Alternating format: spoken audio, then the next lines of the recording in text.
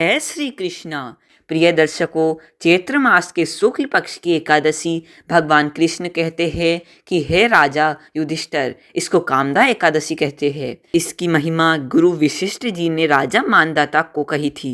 यह एकादशी मनुष्य के सभी पापों का नाश करने वाली है, मनुष्य के बड़े से बड़े पाप कर्म को नष्ट करने वाली है, उसे बड़ी से बड़ी और बुरी से बुरी योनि से मुक्ति दिलाने वाली है। भगवान श्री कृष्ण महाराज युधिष्ठिर को इसका महत्व बताते हुए कहते हैं कि एक समय भोगीपुर नाम के राज्य में ललित और ललिता नाम के दो गंधर्व और गंधर्वी थे। ललिता जो है एक बड़ी ही सुंदर अप्सरा थी। उसके प्रिय पति ललित जो राजमहल में नृत्य किया करते थे, वह बड़े सुंदर गंधर्व थे। दोनों सदा एक दूसरे में ही लीन रहते थे। एक समय की बात थी कि गंधर्व ललित जो है वह राजा पुंडरीक के सामने सभा में नृत्य कर रहे थे और गायन कर रहे थे, परंतु उनके साथ उस समय उनकी प्रियतमा प्रिय पत्नी ललिता नहीं थी।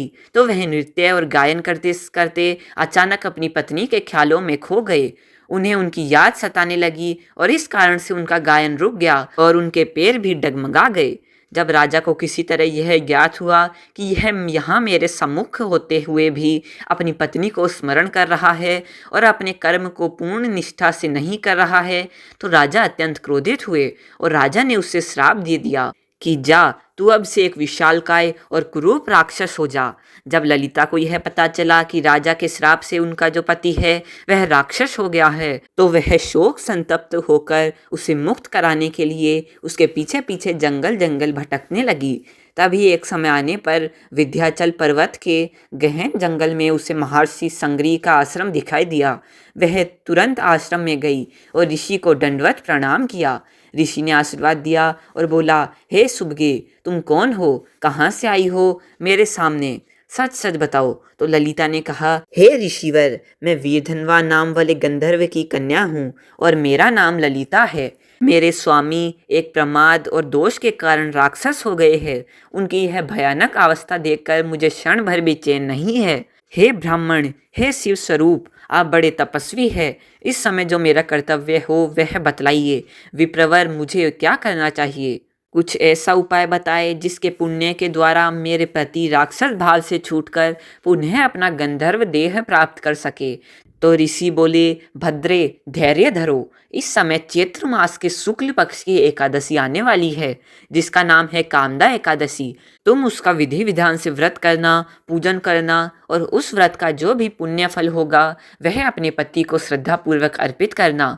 उसके पुण्य के प्राप्त से तुम्हारे पति का सब पाप दूर हो जाएगा और वह राक्षस सत्व से मुक्त हो जाएंगे। ललिता ने ऋषि के आश्रम में रहते हुए ही ऋषि की बताई हुई विधि से कामदा एकादशी का पूर्ण व्रत किया। सुबह प्रातःकाल सूर्योदय से पहले उठकर पवित्र सरोवर में स्नान किया और स्वच्छ वस्त्र धारण करके व्रत पूजन का संकल्प किया कि आज वह निराहार रहकर एकादशी का व्रत करेगी तथा कल प्रातः होने पर उसका पारण करेगी। प्रभु उनकी सात्विक कामना को पूर्ण करे। संकल्प करके भगवान विष्णु का पूजन किया। पूजन करने के बाद भगवान के चरणों में मन को लगाती हुई वह उसी आश्रम में रही।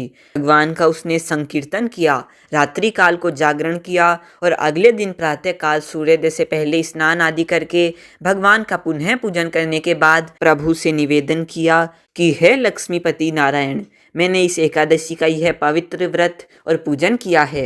हे परमेश्वर वासुदेव, इस उपवास व्रत का जो भी अनंत पुण्य है उस पुण्य के प्रभाव से मेरे पति का राक्षस भाव तत्काल दूर हो जाए। मैं यह संपूर्ण पुण्य अपने पति को अर्पित करती हूँ, इसे आप स्वीकार कीजिए। उसके इस प्रकार संकल्प करने मात्र से ही भगवान नारायण की असीम कृपा से इस एकादशी के व्रत के पुण्य के प्रभाव से उसका पति पुनः अपनी दिव्य पूर्ण देह को प्राप्त करता है और राक्षस तक से मुक्त हो जाता है। भगवान कृष्ण कहते हैं कि हे युधिष्ठिर, यह एकादशी आपके सभी संचित पापों का नाश करने वाली है।